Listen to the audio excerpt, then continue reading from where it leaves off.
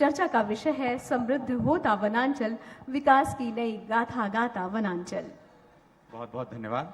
अब आगे चलते हैं अगले सत्र की ओर और इस समय हमारे साथ जो खास मेहमान हैं उनसे परिचय कराऊं, लेकिन उनके पहले बारे में बता दूं कि वो इस समय सरकारी सिस्टम को ऑनलाइन करने में लगे हुए हैं। जितने भी सिस्टम हैं उनको लगता है कि जिस तरह से देश आगे बढ़ रहा है और उस तरह से वो पूरे विभागों को ऑनलाइन करने में लगे हुए हैं। और वो हमारे साथ इस समय मौजूद हैं मोहम्मद अकबर जी, और उनके पास करीब ये कहा जाए कि आधे दर्जन विभाग उनके पास हैं। उनके पास परिवहन है, पर्यावरण है, वन है, विधि है, और बड़े बड़े जितने भी विभाग हैं उनको बिल्कुल सिस्टम दुरुस्त करने में लगे हुए हैं। बिल्कुल ठीक कह रहे हैं मंत्री जी, स्वागत है आपका बहुत बहुत स्वराज एक्सप्रेस में। तो ये बताएं, सबसे पहले शुरुआत ये करते हैं कि इतने सारे विभाग हैं और आप सबको ऑनलाइन कर रहे हैं, तो लगता नहीं कितनी मुश्किल होती, कैसे मैनेज करते हैं? सबको लगता है कि इतने सारे विभाग कैसे मंत्री जी चलाते हैं? आजकल वैसे भी पूरे देश में ही ऑनलाइन सिस्टम है जी, और उसी की कड़ी में छत्तीसगढ़ में भी ये सब प्रक्रिया प्रारंभ की गई है और लगभग अंतिम समय है कि ऑनलाइन के सारे सिस्टम हो जाएंगे। जहाँ तक वन विभाग की बात है तो छत्तीसगढ़ 1,35,000 वर्ग किलोमीटर का है और 59,577 वर्ग किलोमीटर वनों से आच्छादित है। इन वन क्षेत्रों में लगातार इस बात की कोशिश हो रही है, इसमें भी ऑनलाइन सिस्टम है। 13.5 लाख हमारे पंजीकृत तेंदुपत्ता संग्राहक हैं। 2018 में विधानसभा चुनाव के समय कांग्रेस पार्टी ने ये वायदा किया था कि हमारी सरकार बनाओ और तेंदुपत्ता का जो संग्रहण मूल्य है 2,500 से बढ़ाकर 4,000 रुपये प्रति मानक बोरा हम करेंगे, और वो हमने किया और लगातार 4,000 रुपये प्रति मानक बोरा के हिसाब से खरीदी की जा रही है। ये पूरा सिस्टम भी ऑनलाइन है, इनका पेमेंट वगैरह सब ऑनलाइन से होता है। दूसरी बात ये कि जो लघु वनोपज संघ के जरिए वनों में जो लघु वनोपज की खरीदी होती है, पहले 7 लघु वनोपज की खरीदी होती थी, अब 65 लघु वनोपज की खरीदी होती है। ट्राइफेड एक संस्था है जो भारत सरकार की है और ये आंकड़े उसके द्वारा प्रकाशित हैं कि छत्तीसगढ़ में जो भी लघु वनोपज का क्रय होता है विगत 2-3 सालों में लगातार 74 से 75% लघु वनोपज अकेले छत्तीसगढ़ राज्य द्वारा क्रय किया जाता है। और इसके लिए भारत सरकार से 11 पुरस्कार हमको प्राप्त हुए हैं। स्वयं केंद्रीय मंत्री आए थे और मुख्यमंत्री निवास में उन्होंने ये पुरस्कार उनको प्रदान किया है जी। और इसके अलावा लघु वनोपज संग्रहण के बाद वैल्यू एडिशन का भी काम हम लोग करते हैं और वैल्यू एडिशन करने के बाद जो प्रोडक्ट से जो भी लाभ होता है तो वो संग्राहक को और स्वयं सहायता समूह जिसके जरिए ये काम किया जाता है तो लाभांश का पूरा हिस्सा उनको दे दिया जाता है। जी बिल्कुल, आपने जो लघु उपज जिस तरह से आपने 7 से 65 किए हैं, लेकिन एक जो बड़ी चुनौती देखने में आती है कि कोयला भी चाहिए है, वन भी ज़रूरी है और उसके साथ जो वन्य प्राणी है वो भी ज़रूरी है। कैसे मैनेज करना पड़ेगा इसको, कैसे सब ठीक होगा? देखिए, तीनों चीज़ जरूरी है। जहाँ तक वन्य प्राणियों की बात है तो छत्तीसगढ़ ने तो बहुत बड़ा काम किया है। 3 एलिफेंट रिजर्व थे, बादलखोल, तमोर पिंगला, सेमरसोत जी। इस समय हमारे 16 हाथियों के दल हैं और पहले 246 थे, अब लगभग वो 300 हैं। तो इन हाथियों के जो दल हैं वो पूरे छत्तीसगढ़ के सभी स्थानों में अभी विचरण कर रहे हैं।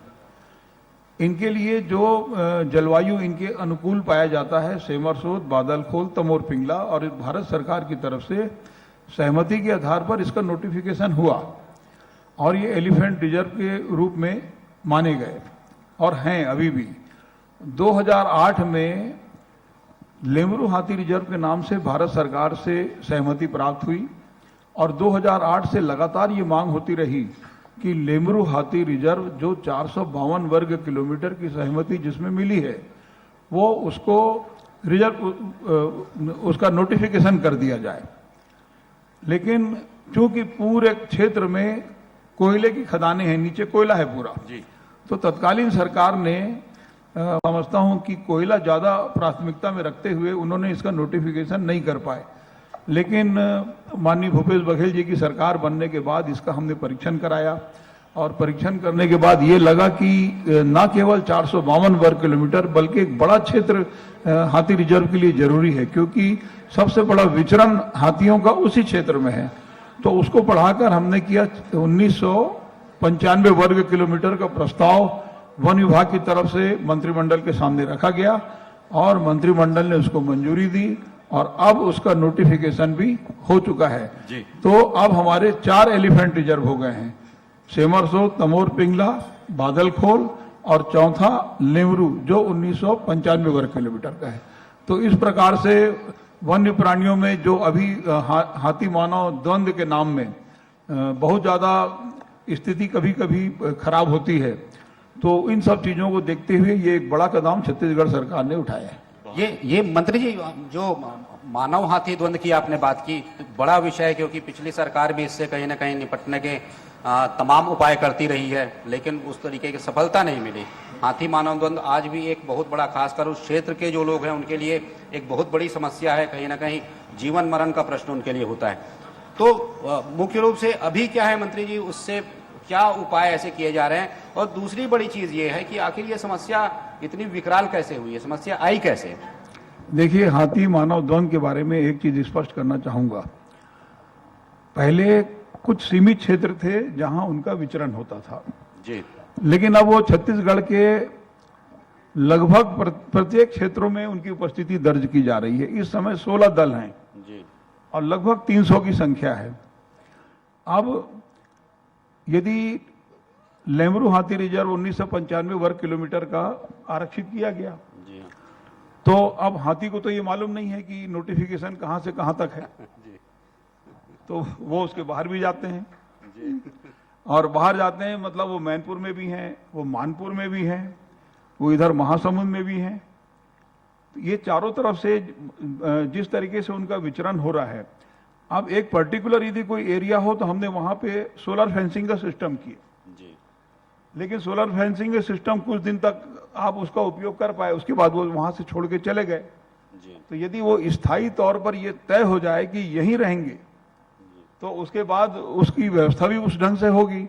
लेकिन वो कुछ दिन रहते हैं, उनमें जो मादा हाथी होती है वो उनके ग्रुप की हेड होती है जी, और वो पूरे दल को छोड़कर 10 से 15, 20 किलोमीटर जाके सर्वे करके वापस आती है और फिर जहाँ पे उनको पानी, भोजन और रहने का अनुकूल उनको जो स्थान दिखता है, तो वो पूरे दल को फिर लेके चले जाती है।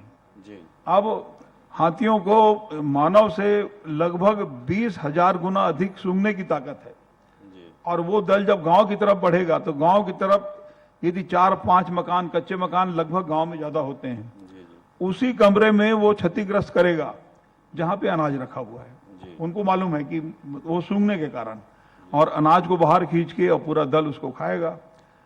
यदि महुआ या शराब बनाने का काम इधर सरगुजा तरफ जहां जहां होता है, जी, तो उसको भी वो अपने सूंघने की शक्ति के कारण वहां तक जाते हैं और शराब भी पी लेते हैं। जी, तो अब ऐसी स्थिति में जब उनका एक स्थान निर्धारित ही नहीं हो पा रहा है, जी, वो कभी कहीं कभी कहीं कभी कहीं, तो वन विभाग ने जो अपने तरफ से सिस्टम लागू किया है, वो वन विभाग की तरफ से अलर्ट किया जाता है मोबाइल के जरिए, और आगे आगे हमारे वाहन चलते हैं, वन विभाग के कर्मचारी चलते हैं। जी, अब वो पहले जाके गांव में इन्फॉर्म करेंगे कि हाथियों का दल इस ओर आ रहा है, अब उस ओर मत जाओ। हाथियों का दल आने के पहले उनको मोबाइल के जरिए अलर्ट किया जाएगा, हमारा गजराज वाहन है वो अलर्ट किया जाएगा। जब दल बड़ा है तो उनको ये कहा जाएगा कि आप पक्के मकानों में चले जाएं, सुरक्षित स्थानों में चले जाएं। अभी 1-2 घटनाएं ऐसी हुई कि मना करने के बाद भी जी, कुछ लोग देखने के लिए, वीडियो बनाने के लिए, सेल्फी लेने के लिए उस तरफ चले गए। कई घटनाएं ऐसी हुई।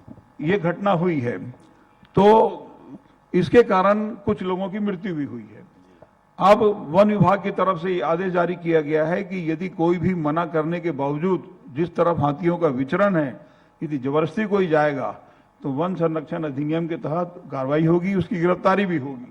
जी, तो इस प्रकार का है। दूसरा ये कि जो 4 लाख रुपए का पहले मुआवजा तत्कालीन सरकार के समय था मृत्यु हो जाने पर हाथी के कारण, जी, तो वो 4 लाख से 6 लाख उसको कर दिया गया है। लेकिन ये कोई स्थायी हल नहीं है, ये तो ऐसा होना भी नहीं चाहिए। लेकिन मृत्यु के बाद यदि हो जाता है तो राज्य सरकार उसको 6 लाख रुपए देती है। आपने धान बाहर भी रखा था कि हाथियों के लिए कम से कम वो घर को ना तोड़ें, धान बाहर भी रखा था? हाँ, धान हमने बाहर रखवाया था। और हाथियों के बारे में कहा जाता है कि वेरी इंटेलिजेंट एनिमल, जी, बहुत ही होशियार होता है। जब वो घरों तक जाके और दीवारों को तोड़कर और उसमें से धान निकालना, चावल निकालना, महुआ निकाल लेना और निकाल के खा लेना। लेकिन अब उसको बगैर तोड़े एक ये प्रयोग था जो सफल नहीं हो पाया जी। ये प्रयोग था कि यदि हाथी अनाज के लिए, धान के लिए यदि लोगों के घरों को तोड़ रहे हैं तो क्यों ना जिस तरह विचरण है वहां धान रख दिया जाए। तो धान उसको खोल के उसको जब रखा गया तो हाथियों का दल आया, उसको देखा, लेकिन उनको लगा कि अब तक तो हमको काफी मेहनत करके निकालना पड़ता था, तो ये अचानक से इस तरीके से क्यों रखा जा रहा है। तो उनको लगा कि इसमें कुछ चाल है, तो उन्होंने नहीं खाया उसको। बिल्कुल। और इस कारण से ये एक प्रयोग था, वो सफल नहीं हो पाया। जी, अगला जो सवाल है वो आपका एक बहुत बड़ा विभाग है, ट्रांसपोर्ट। और ट्रांसपोर्ट विभाग में कुछ भी लागू करना आप बहुत मुश्किल का काम है। आपने वो लागू किया है ऑनलाइन सिस्टम कि आप जो ड्राइविंग लाइसेंस है वो घर पहुंच जाएगा। तो इस सिस्टम के बारे में कैसे आया, क्योंकि ये पहली बार सरकार ने इस तरह से किया? पहली बार है पूरे तुम्हारी देश। सरकार तुम्हारा द्वार, तुम्हारी सरकार तुम्हारे द्वार जो है, लाइसेंस और रजिस्ट्रेशन दोनों घर पहुंच सेवा बाई पोस्ट आपके घर में ये पहुंचता है। अब तक हम लोग 11,48,000 लोगों को ये सेवा प्रदान कर चुके हैं और लगातार ये चल रहा है। मैं ऐसा समझता हूं कि छत्तीसगढ़ पहला राज्य है जो इस प्रकार की सेवा को प्रारंभ किया है।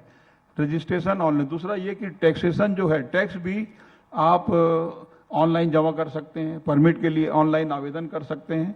और अभी सेवा केंद्र भी हमने प्रारंभ करने का निर्णय लिया है, जिसमें जो हमारे जो बेरोजगार हैं 12वीं पास तक के, तो उनको सेवा केंद्र प्रारंभ करने के लिए हम अधिकृत करेंगे और वहां पे वो लाइसेंस बनाकर भी दे सकें। लेकिन जी। सबसे जो इम्पोर्टेंट चीज है कि परिवहन विभाग को भ्रष्टाचार मुक्त कैसे, मतलब लोगों को लगता है कि लोगों को बिना पैसे कुछ ऊपर से दिए कुछ ऐसे काम हो जाए, तो कितने सफलता आपको मिली है सब में? देखिए, परिवहन विभाग के बारे में जिस समय यहाँ पे जो अंतर्राज्यीय बैरियर होते हैं, अंतर्राज्यीय बैरियर तत्कालीन सरकार ने बंद किया कि यहाँ भ्रष्टाचार होता है।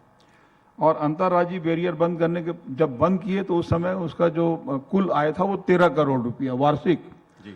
उसके बाद जब हम लोगों ने प्रारंभ किया तो उन्होंने आरोप लगाया कि ये भ्रष्टाचार के लिए किया जा रहा है, फिर से शुरू किया गया। और उसमें ये हुआ कि आरोप तो उन्होंने लगा दिया, लेकिन इसके पीछे सोच ये थी कि एक छत्तीसगढ़ जो है वो नक्सल प्रभावित राज्य है और राज्य के भीतर आवागमन यदि कोई भी बाहर से आ जाए या कोई चला जाए, उसका एक रिकॉर्ड राज्य सरकार के पास होना चाहिए।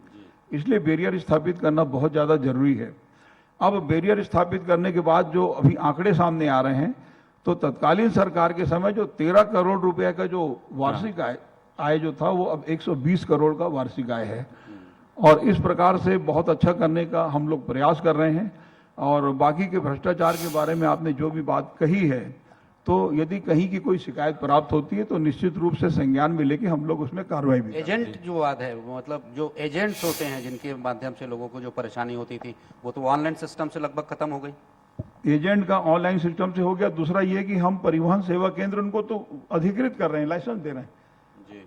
तो वो आप मतलब एजेंट के रूप में यदि बाहरी तौर पर कोई काम कर रहे हैं तो हम तो आपको अधिकृत करके और ऑनलाइन सिस्टम में यदि आप रजिस्ट्रेशन अपने लाइसेंस बनाने का काम करेंगे तो आपको तो अधिकृत कर दिए, तो फिर एजेंट वाली बात कहाँ रह गई? जी जी। ये गृह निर्माण मंडल जो है, जो गृह निर्माण मंडल के जो मकान हैं, जो पिछले समय जो देखते हैं, जिन मकानों में लोग रहते हैं, उसकी गुणवत्ता पर मंत्री जी बहुत सवाल उठते थे। आप भी देखे होंगे गृह निर्माण मंडल के घर कैसे होते हैं। तो आपकी क्या इस दिशा में सोच है कि लोगों को गुणवत्ता युक्त मकान मिले? गाड़ी कमाई के पैसे के होते हैं। जो गृह निर्माण मंडल है उसका मूल कंसेप्ट यही है कि नो प्रॉफिट लॉस के आधार पर लोगों को मकान उपलब्ध कराना, और इसीलिए राज्य सरकारें बहुत कम दर में, कभी कभी 1 रुपए टोकन में भी जमीन उनको आवंटित कर देती है। जी लेकिन इस प्रकार की शिकायतें भी आती है जो आप बता रहे हैं। जी। और इसको कंट्रोल करने के लिए इसके पहले जो तत्कालीन सरकार थी उसमें ऐसे ऐसे स्थानों का चयन किया गया जहां लोग आज तक नहीं गए, खिड़की दरवाजे लोग निकाल के ले गए। कोई उस मकान को खरीदने को तैयार नहीं है। अभी 2-2, 3-3 बार इसके दरों को कम किया गया, उसको बार बार उसका समाचार पत्रों में विज्ञापन देकर कोरोना काल में अलग छूट दी गई, बुजुर्गों को अलग छूट दिया गया, अलग अलग क्राइटेरिया बन के लगातार हम लोग छूट दे रहे हैं। लेकिन मतलब वायबिलिटी को देखते हुए प्लान्ड वे पे इस तरीके का निर्माण कार्य किया जाना चाहिए था, लेकिन वो तत्कालीन सरकार के समय नहीं किया गया, और जिसका ये परिणाम है कि बहुत से स्थानों में शिकायत आती है कि टंकी में पानी नहीं चल रहा है, या रास्ता नहीं है, लाइट बंद हो गया है, सफाई नहीं हो पा रही है। तो अब उसको एक अलग बोर्ड है जो उनके अध्यक्ष होते हैं जी, तो वो उसको देख रहे हैं। ये जो वनांचल में खासकर बड़ी लंबी मांग रही है, जो वनांचल के रहवासी हैं, जो वहाँ के वनवासी भाई हैं, कि उनको उनकी जमीन का अधिकार मिले, क्योंकि वो वहाँ पर वर्षों से, पीढ़ियों से वहाँ पर काबिज हैं, और वो काम आप लोग कर रहे हैं, उनको पट्टा देने का, उनको उस भूमि का पूर्ण स्वामित्व देने का।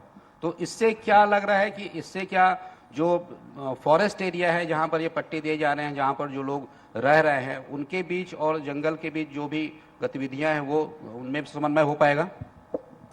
देखिए 2013 में 2005 भारत सरकार की तरफ से जो कांग्रेस की सरकार थी, 13 दिसंबर 2005 के पहले यदि आदिवासी है, वो काबिज है, तो उसको वन अधिकार पत्र उस क्षेत्र का दिया जाना है 13 दिसंबर 2005। यदि गैर आदिवासी है तो उसका कब्जा होना चाहिए 75 साल या 3 पीढ़ी। अब तत्कालीन सरकार के समय इसमें कोई गति नहीं आई, वो लोग नजरअंदाज किए इन सब विषयों को। लेकिन छत्तीसगढ़ में अभी माननीय भूपेश बघेल जी की सरकार बनने के बाद 4,74,000 लोगों को पट्टा दिया गया, और सामुदायिक वन अधिकार पत्र भी करीब 2.5 लाख हेक्टेयर में दिया गया है। और ये इसलिए दिया गया कि कानूनी तौर पर उनका अधिकार है, तो अधिकार से उनको वंचित नहीं होना चाहिए। तो मैं ऐसा समझता हूं कि इस दिशा में सबसे बेहतर काम पूरे देश में किसी का है, छत्तीसगढ़ सरकार का है। बिल्कुल जी जी। जिस तरह से आपने कहा कि सिस्टम जो ऑनलाइन हो रहे हैं और सभी विभागों को आप कर रहे हैं, तो लगता नहीं है कि रायपुर में आईटी हब जो है उसको किसी तरह से डेवलप करना चाहिए? बिल्कुल डेवलप करना चाहिए, आईटी हब डेवलप करना चाहिए। मुख्यमंत्री जी भी इस बारे में विचार कर रहे हैं। जी, ये हाथी मानव द्वंद की आपने तमाम बातें बताई सर, लेकिन इसका समाधान क्या हो सकता है? इसका स्थायी समाधान क्या संभव है? देखिए, वर्तमान में तत्काल नहीं कहा जा सकता। अभी जैसे कॉलर आईडी लगाने का भी काम हुआ, कॉलर आईडी लगाने से हाथियों को कॉलर आईडी लगाया गया जिससे उनके मूवमेंट का पता चल सके, लेकिन घंटों नहाते हैं तो उसके कारण कॉलर आईडी गिरता भी है। और कॉलर आईडी मतलब स्पेशलिस्ट लोग ही कॉलर आईडी कर सकते हैं। तो ये एक प्रयोग था जो आगे भी चल रहा है। अब जैसे जो 4 लाख से 6 लाख वाली जो बात आई, मुआवजा देने वाला, मुआवजा स्थायी हल तो होता नहीं। अब एक नई नई परिस्थितियां उत्पन्न होती हैं। अब एक मामला ऐसा आया कि एक हमारे मंत्री साथी हैं, उन्होंने कहा कि भाई मेरे क्षेत्र में हाथी के कारण एक व्यक्ति की मृत्यु हो गई, तो उसको 6 लाख रुपया विभाग नहीं दे रहा है। तो हमने फिर पता किया कि भाई 6 लाख रुपया क्यों नहीं दे रहा है, जब उनको तो तत्काल देना चाहिए था। नियम ये है कि तुरंत दो। तो पता ये लगा कि उसकी मृत्यु कैसे हुई कि हाथी को देख के वो भाग रहा था और भागते समय गड्ढे में गिर गया, और गिरने के बाद मौत हो गई। मतलब हाथी ने उसको पकड़ के फेंका नहीं या उसको दबाया नहीं, तो अब गड्ढे में गिर के मौत हुआ। तो जैसे ही गड्ढे में गिरा तो हाथी उसके पीछे जो भाग रहा था तो अपने मार्ग को बदल दिया, दूसरी तरफ चला गया। अब कैसे करें? तो इस तरीके की विसंगति भी बहुत सारी है जिसमें सुधार की जरूरत है। और अभी मेन सिस्टम तो यह है कि अलर्ट, सोलर फेंसिंग या मधुमक्खियों से भी इनको बहुत डर होता है, तो उसके आवाज को रिकॉर्डिंग करके और उसको सुनाने का भी कोशिश किया गया कि इसको देख के भागें, तो वो कुछ समय तक सुने और 2-4 दिन 15 दिन तक उनको असर हुआ कि इधर मधुमक्खी है। अब बाद में देखे कि सिर्फ आवाज आता है, कुछ करते ही नहीं है, तो फिर बढ़ गए आगे। तो ये स्थिति है। बिल्कुल, जैसे वनांचलों को समृद्ध करने की बात हो रही है कि जो वनांचल वासी हैं समृद्ध हों, ऐसी कौन सी योजनाएं हैं जो लगता है आपको आगामी 1 साल में वो पूरी हो जाएंगी और उनको और समृद्ध होंगे? देखिए, 1 साल की कोई योजना नहीं है। ये जो पीढ़ी दर पीढ़ी चला रहा है लघु वनोपज का संग्रहण, जी, और जो वनवासी हैं उनका जीवन कुछ हद तक इसी पर आधारित है। जी तो साल भर तक का कोई योजना नहीं है, लेकिन ये मतलब जो आपकी सरकार ने पहले जो योजनाएं शुरू की 3-4 साल हो चुके हैं, वो कुछ पूरी होने वाली भी होंगी या देखिए, लगातार चलती रहेंगी वो योजनाएं? ये लगातार जो चलेगा वो तेंदुपत्ता संग्रहण है जी, ये लगातार चलने वाला है। उसमें बदलाव कुछ किए? वनोपज संग्रहण का लगातार चलने वाला है। और जैसे बहुत लोगों को लगता है कि भाई बहुत जंगलों में जैसे लकड़ी की कटाई होती है और वहां से उसको ला के टिम्बर तो उसको नीलाम किया जाता है, जी तो ये किसी भी प्रकार का जो भी कोई भी कटाई होती है तो वन विभाग स्वयं उसमें फैसला नहीं ले सकता। उसका बकायदा कार्य योजना बनेगा, कार्य योजना बन के भारत सरकार से अनुमति प्राप्त करके ही ये सब संभव है। जी तो वनों में आपने कई बार देखा होगा कि वन के भीतर से किसी ने मुरुम खोद लिया जी या किसी ने पत्थर निकाल लिया, जी तो उसको भी उसके विरुद्ध भी वही कार्रवाई होती है जो वनोपज से संबंधित होता है, क्योंकि वहां जंगल का मुरुम भी वनोपज कहलाता है। जी तो इस प्रकार से नया कुछ आप नहीं कर सकते बिना भारत सरकार की अनुमति के, लेकिन पुराने जो चले आ रहे हैं और कितना बेहतर कर सकते हैं वो देखने वाली बात है। प्रसंस्करण केंद्र मंत्री जी, जैसे कि लघु वनोपज की खरीदी हो रही है, वहां पर और भी वनोपज है जिनकी खरीदी हो रही है, इमली, हर्रा, तमाम चीजें हैं। तो प्रसंस्करण केंद्र जो कि सरकार ने कहा था अगर प्रसंस्करण केंद्र वहां पर खुलें तो वहां के स्थानीय लोगों को, वनवासियों को उसका और भी ज्यादा लाभ मिलेगा, और भी ज्यादा कीमत मिलेगी। तो ऐसे केंद्र और भी खोलने की कोई प्लानिंग है कि ऐसे केंद्र जगह जगह खोले जाएं? ऐसे केंद्र जगह जगह खोल दिए गए हैं और अब तो केंद्रीकृत सेंट्रलाइज सिस्टम के लिए पाटन में 100 करोड़ की लागत से लघु वनोपज के प्रसंस्करण के लिए एक इकाई स्थापित हो रही है जो सेंट्रलाइज रहेगा। तो वो बेहतर करने का बहुत अच्छा छत्तीसगढ़ सरकार की तरफ से प्रयास चल रहा है। जी, पर्यावरण को लेकर एक बड़ा इशू रहता है, जैसे कि आसपास बहुत सारी औद्योगिक इकाइयां हैं प्रदेश में, और भी अलग अलग जो स्थान है वहां पर बहुत सारी औद्योगिक इकाइयां हैं। तो प्रदूषण का स्तर मानक स्तर तक बना रहे या फिर प्रदूषण का वो स्तर ना उस स्तर पर पहुंचे जैसा कि हम और भी बड़े शहरों में देखते हैं, तो इसके लिए कोई ठोस कार्य योजना सरकार की अपने ओर से? देखिए, प्रदूषण को लेके हमारे छत्तीसगढ़ में ऑनलाइन मॉनिटरिंग सिस्टम है जी, और एयर क्वालिटी इंडेक्स जो है ये भी मानक दर जो है उससे हम नीचे ही हैं, बहुत बेहतर पोजीशन में हैं। एक समय था जब कोरबा की स्थिति खराब हुई थी, जो ऑल इंडिया स्तर पे उसका प्रकाशन हुआ था, लेकिन अभी पूरा छत्तीसगढ़ बेहतर स्थिति में मानक स्तर से नीचे है। जी, चुनाव को लेकर जैसे अब 1.25 साल बाकी है, क्योंकि अब लगता है कि बीजेपी की भी तैयारी एक बड़े लेवल पे चल रही है, प्रदेश अध्यक्ष बदल गए हैं, पार्टी के अध्यक्ष वहाँ प्रदेश नेता प्रतिपक्ष भी बदले हैं, तो लगता है कि कांग्रेस की जो तैयारी किन मुद्दों पे जाएंगी, क्योंकि उनके पास तो ऐसे मुद्दे समझ में आते हैं, सब मुद्दे तो आप लोगों ने खत्म ही कर दिए। कांग्रेस अपने कार्यों के दम पर जाएगी। जो अभी जितने जो समय बीता है, हमारा जो फोकस है मेन गांव, किसान, और सबसे अधिक पैसा उनको देने का काम छत्तीसगढ़ सरकार ने किया है। चुनाव के पहले जो वायदा किया गया था कि कर्जा माफी का, तो वो कर्जा माफी हमने वायदा करके निभाया। दूसरा वायदा ये किया था कि हम यूनिवर्सल पीडीएस सिस्टम लागू करेंगे। तत्कालीन सरकार के समय ये था कि आपको यदि राशन कार्ड चाहिए तो गरीबी रेखा के नीचे नाम होना जी, लेकिन हमने ये कहा था कि गरीबी रेखा के नीचे नाम हो या ना हो, सबको हम राशन कार्ड बनाकर देंगे, उसकी परिधि में लाएंगे और दिए। इनकम टैक्स पे ही है तो 10 रुपए किलो का चावल है, नहीं तो सबको 1 रुपए किलो में दिया जा रहा है। तीसरी बात ये कहा गया था कि हम 2500 रुपये प्रति क्विंटल के हिसाब से धान की खरीदी करेंगे, और पहले साल 2500 रुपये प्रति क्विंटल के हिसाब से धान का बकायदा चेक से भुगतान हुआ। लेकिन तत्काल उसके बाद भारत सरकार की तरफ से चिट्ठी आई कि यदि आप समर्थन मूल्य से अधिक की खरीदी करेंगे तो हम आपका चावल भारतीय खाद्य निगम में जमा नहीं करेंगे। अब आप धान खरीदी का सिस्टम समझ लीजिए। छत्तीसगढ़ सरकार को भारत सरकार की तरफ से धान खरीदी के लिए कोई राशि नहीं दी जाती, कोई कर्ज नहीं दिया जाता, कोई अनुदान नहीं दिया जाता। 20 से 25 हजार करोड़ रुपया हर साल छत्तीसगढ़ की सरकार कर्ज लेती है, और कर्ज लेने के बाद धान खरीदती है। धान खरीदी करने के बाद उसका परिवहन करके कस्टम मिलिंग होगा, चावल बनेगा।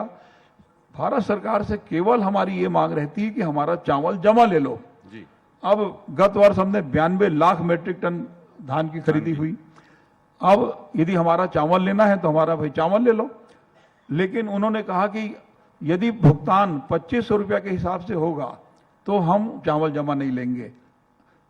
तब कुछ लोगों ने मुख्यमंत्री जी के साथ बैठकर ये तय किया कि वायदा तो पूरा करना पड़ेगा, 2500 रुपये प्रति क्विंटल के हिसाब से देना ही है। तो ऐसा करते हैं कि समर्थन मूल्य में धान खरीदी कर लें और अंतर की राशि उसको कैलकुलेट किया गया तो 9,000 रुपया पहले साल में 10,000 और अब क्योंकि हर साल समर्थन मूल्य बढ़ जाता है जी बिल्कुल, तो जी। 9,000 रुपया प्रति क्विंटल के हिसाब से कैलकुलेट जब किया जाएगा तो इस साल धान की खरीदी जो है 2540 रुपया प्रति क्विंटल के हिसाब से की गई है और जो 9,000 रुपया प्रति एकड़ के हिसाब से उनके खाते में राजीव गांधी किसान न्याय योजना के नाम से उसके खाते में डाल दिया गया। तो लगातार 2540 रुपया। तो अब इस एक योजना है प्रधानमंत्री किसान सम्मान निधि, उसमें 6,000 रुपया खातेदार को, जिसका खाता है जमीन का, प्रत्येक खातेदार को 6,000 रुपया 4 महीने में 2,000 3 किस्त 6,000 रुपया उनको दिया जाता है। प्रधानमंत्री किसान सम्मान निधि अब राजीव गांधी भूमिहीन कृषि मजदूर न्याय योजना छत्तीसगढ़ की है, जो प्रत्येक वर्ष में जिनका 1 डिसमिल भी जमीन नहीं है, जो खेतीहर मजदूर हैं, उनको 7,000 रुपया वार्षिक दिया जाता है। तो हमारे पास तो बताने के लिए बहुत कुछ है। दूसरी तरफ ये भी याद दिलाने के लिए है कि तत्कालीन डॉक्टर रमन सिंह के समय में उन्होंने कहा था कि हम हर आदिवासी परिवार को एक गाय देंगे, हर आदिवासी परिवार के एक सदस्य को नौकरी देंगे, सभी बेरोजगारों को बेरोजगारी भत्ता देंगे, 5 हार्स पावर का पंप हम फ्री करेंगे और 270 रुपया बोनस देंगे जी। तो दोनों चीज है, ये बताने के लिए कि भाई भूलो मत और ये बताने के लिए हमने ये किया। बिल्कुल, आपने कहा बहुत कुछ आपको बताने के लिए भी है, इतने सारे विभाग आप संभालते हैं, लेकिन एक सवाल है कि आखिर अपने जो आपको समय खाली रहता है फिर किस तरह की आपकी हॉबीज है, क्या करते क्या हैं, क्योंकि इतने सारे विभाग को संभालना और फिर जिस तरह से आप बता रहे हैं कि सरकार और आप व्यक्तिगत तौर पे कितना काम कर रहे हैं, तो आप अपने कुछ जो समय बचता है कुछ आपके विशेष कुछ करते हो? देखिए, मेरा जो विधानसभा है ना रायपुर से 118 किलोमीटर दूर है अच्छा और मेरे विधानसभा के मेरे जो मतदाता हैं डॉक्टर रमन सिंह हैं, उनका घर है वहाँ अच्छा, कवर्धा। तो इसलिए जितना भी जो भी काम होता है विभाग का तो काम करना है जी। तो बाकी समय में फिर विधानसभा लगातार उपस्थिति दर्ज करना पड़ता है, तो इसलिए समय बचत वाला कोई काम नहीं है।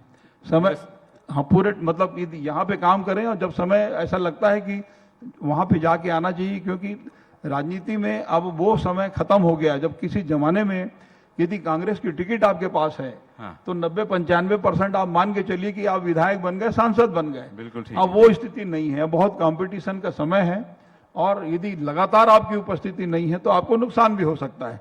तो उपस्थिति दर्ज कराना है, विभागों का भी काम करना है, जनता से भी मिलना है, तो ये सब को बैलेंस करके चलने में समय की कोई बचत नहीं है। ये कहा जाए कि आपने कहा कि समय बिल्कुल नहीं है, जनता के बीच भी जाना है, विभाग के काम भी करना है, वो ये कहा जाए कि आपको अपने लिए बिल्कुल टाइम नहीं मिलता है व्यक्तिगत तौर पे? नहीं, ऐसा नहीं है, अपने लिए भी बिल्कुल टाइम रहता है।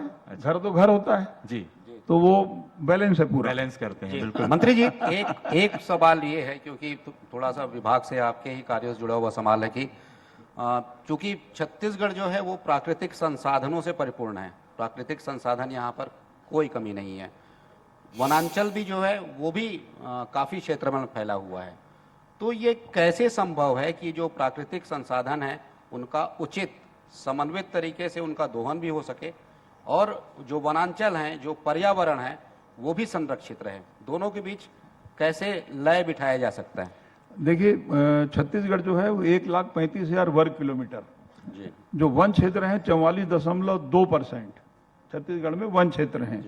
यदि वर्ग किलोमीटर मिले तो 59,395 वर्ग किलोमीटर, इतना बड़ा भूभाग हमारा वन क्षेत्र है। जी और इन वन क्षेत्रों में जैसे लोगों को लगता है कि यदि वहाँ पे कोई भी विकास का काम करना है या वनों की कटाई करना है तो जब वन विभाग चाहे कर ले, ऐसा नहीं है।